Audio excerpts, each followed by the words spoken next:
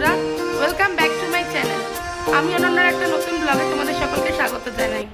আজ সকাল থেকে ব্লগটা শুরু করলাম। আজ একটা বেশ আনন্দের দিন, সেটা হচ্ছে আমার মেন যে পেজ প্রিয়াঙ্কা দাস সামন্তর, সেটা আজকে 1K ফলোয়ার্স পূর্ণ হয়েছে। তাই বাড়িতে আজকে ছোটো করে একটু সেলিব্রেশন হবে। তো সবাই এসছে, বোন রুমি সবাই রয়েছে, তো সবাইকে নিয়ে আজকে একটু আনন্দ হবে।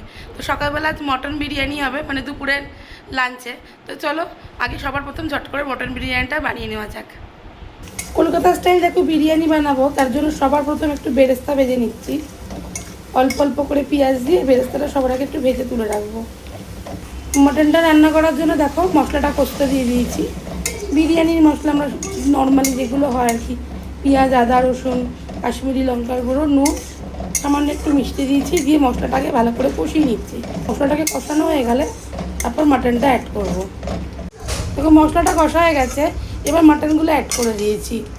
মাটনটা কিছুক্ষণ দই মাখিয়ে ম্যারিনেট করে নিয়েছিলাম, এবার মাটনটা অ্যাড করে দিয়েছি। মাটনটাকে কষিয়ে নেব, তবে কিন্তু কষা মাংসের মতো অত বেশি বিরিয়ানির মাংস কষতে হয় না। মোটামুটি কাঁচা মশলার গন্ধটা চলে যাবে, সেই অবধি মটনটা ভালো করে কষিয়ে নেব।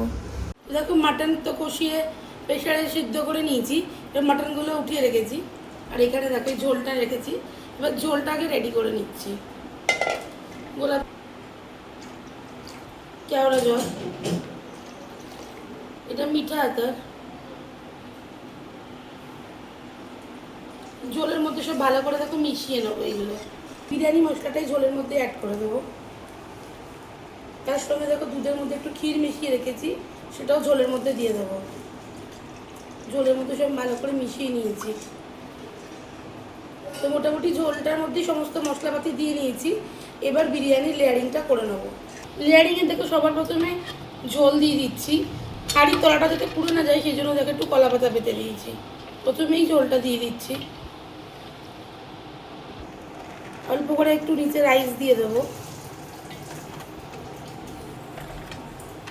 এবার রাইসের ওপর এই ঝোলটার একবার লেয়ারিং করে দেবো। সামান্য একটু কালার দিয়ে দেবো রাইসের।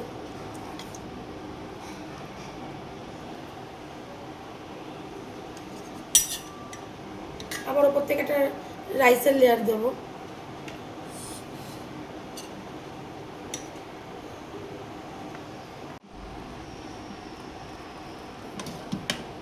মাটনগুলো এবার দিয়ে দিতে হবে।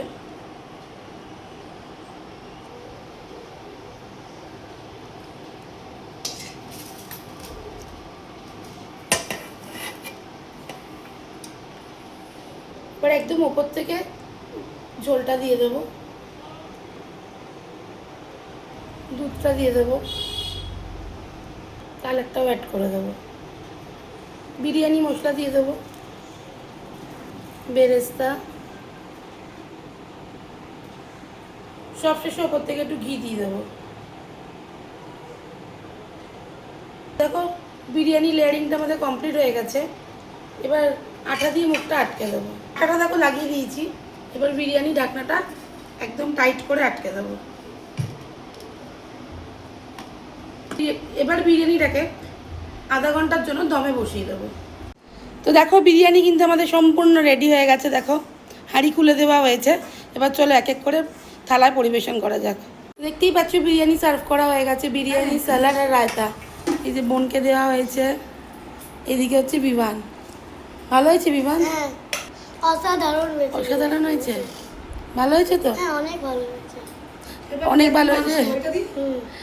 তো দুপুরে খাওয়া দাওয়ার পরে সন্ধেবেলা ছোট করে বোন, রুমি, এই যে আমার ছেলে সব মিলে দেখতে পাচ্ছ 1K একটা ছোট্ট সেলিব্রেশন আয়োজন করেছে কেক কাটিংয়ের। তো চলো কেকটাকে কেটে নিই, তো দেখাই তোমাদেরকে কেকটা কেমন হয়েছে। তো কেকটা দেখো খুবই সুন্দর হয়েছে। এদের মিলিত প্রয়াসে আজকে কেকটা এসেছে, আমি খুব খুশি হয়েছি। তো চলো কেকটা এবার কাটিং করে নিই। তো চলো কেকটা কেটে নিই এবার। Congratulations and celebration. ছোট থেকে শুরু করলাম।